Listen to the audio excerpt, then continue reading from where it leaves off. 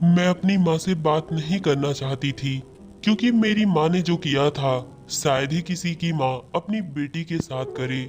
मेरी जिंदगी ऐसी थी कि मैं ना तो ससुराल की थी और ना ही मायके की। मेरी उम्र लगभग 18 साल हो चुकी थी। एक दिन मेरी माँ पड़ोस से आई और उन्होंने मुझसे कहा कि कल तू तैयार हो जाना। मैंने माँ से चहक कर पूछा, क्यों माँ, हमें कहीं जाना है? माँ ने कहा, नहीं, कल तुझे लड़के वाले देखने आएंगे। मैंने कहा, पर माँ, अचानक आपने एक बार भी मुझे बताया कि आप मेरी शादी तय कर दी है। इतनी जल्दी और इतनी हड़बड़ी में मैं अपने शादी का फैसला कैसे कर सकती हूँ?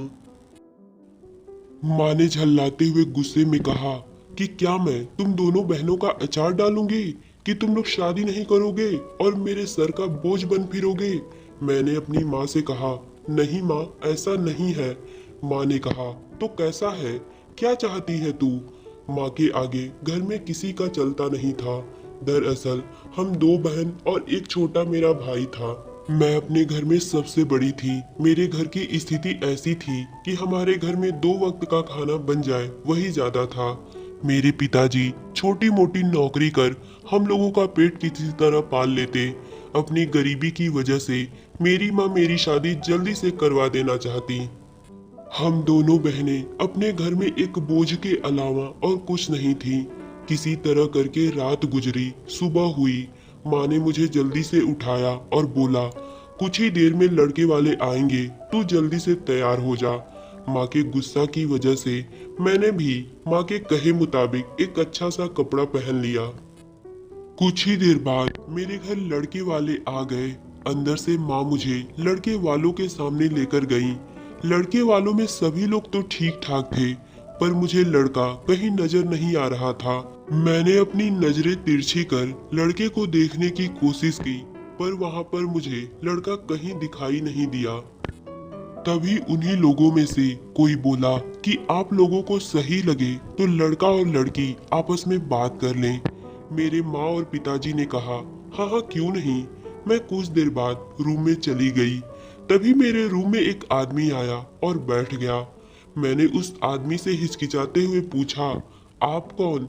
उस आदमी ने मुझसे कहा, मैं ही तो हूँ जिससे आपकी शादी होने वाली है। मैंने चौंक कर बोला, क्या?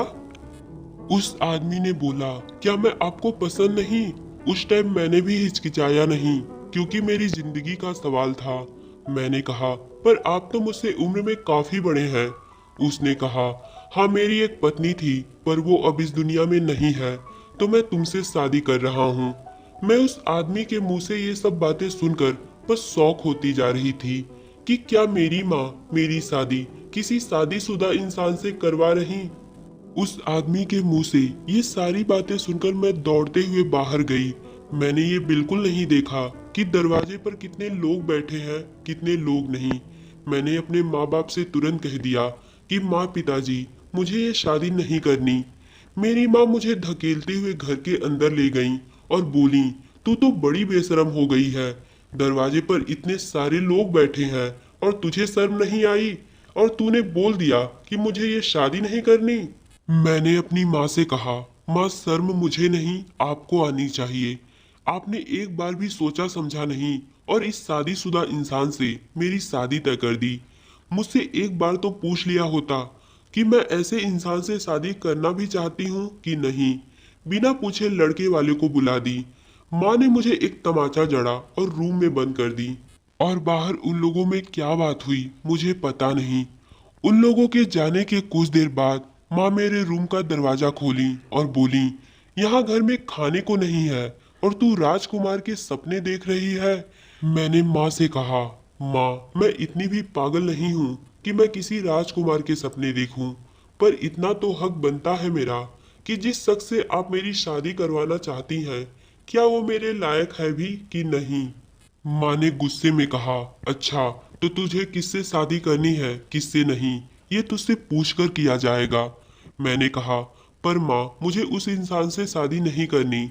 माँ ने कहा, तो क्या तू किसी को पसंद करती है? मैंने कहा, नहीं माँ, आप ये कैसी बातें कर रही हैं? आप लोगों ने मुझे कहीं बाहर जाने दिया कि मैं किसी को पसंद करूंगी? किसी तरह 10वीं तक पढ़ाई करवा कर चूल्हा चौका करने के लिए बिठा दिया। मानसी और मानसी की माँ में बहुत बहस हुई, जो कि मैं इस कहानी में बयां करूंगी तो कहानी बहुत लंबी हो जाएगी। कुछ देर बाद मानसी की माँ रोते हुए मानसी के पैर पर गिर गई और बोली, बेटा क्या मुझे शौक लगा है कि तेरी शादी किसी शादीशुदा इंसान से करवाऊंगी? पर बेटा मेरी मजबूरी है, इन लोग बिना दहेज के शादी कर रहे हैं और ऊपर से इनके घर में खाने पहनने को कोई कमी नहीं है, सब ठीक ठाक है। मैंने इस शादी के लिए हाँ तो नहीं किया था, पर मजबूरन मैं एक रूम में जाकर अपने आप को बंद कर ली और खूब रोई कि हे भगवान, आपने ये कैसी किस्मत दी है, पैदा होते ही मार क्यों न दिए। लोगों को बेटियां इतनी ही बोझ है तो लोग पैदा होते ही मार क्यों नहीं देते। और ये दहेज, इस दहेज नाम का बुखार हमारे समाज से कब खत्म होगा? यही सब सोच सोच कर मैं खूब रो रही थी। मेरी जिंदगी की कहानी कोई फिल्म की स्टोरी या टीवी सीरियल की स्टोरी तो थी नहीं कि मैं भगवान को पुकारूं और भगवान मेरी बात सुन ले। मेरा सुनने वाला कोई नहीं था। मैं रोती रही, बिलखती रही, पर किसी ने एक न सुनी। लड़कियों की जिस दिन सगाई होती, लड़कियां कितनी खुश होती, पर मेरी सगाई में मेरी मौत लिखी जा रही थी। मैं रोते रोते उसी रूम में सो गई। अगली सुबह जब सोकर उठी तो मुझे पता चला कि अगले महीने मेरी शादी है। मैं बहुत रो रही थी, बस रोई ही जा रही थी। मुझे कुछ समझ में नहीं आ रहा था कि मैं करूं तो क्या करूं। एक शादीशुदा इंसान के साथ मेरी किस्मत आखिर क्यों लिखी गई? इसी तरह रोते बिलखते एक दिन शादी का दिन भी आ गया। मैंने उस दिन भी अपनी माँ को बहुत मना किया कि माँ, मुझे नहीं करनी शादी, मैं जिंदगी भर आपके साथ रह लूंगी, पर उस इंसान से शादी नहीं करूंगी।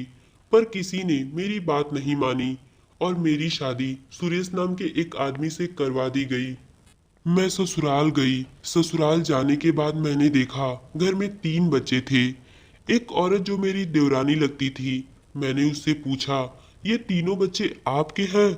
उसने हंसकर कहा, जी नहीं, इसमें से एक बच्ची जो है वो मेरी है और 2 आपके पति के।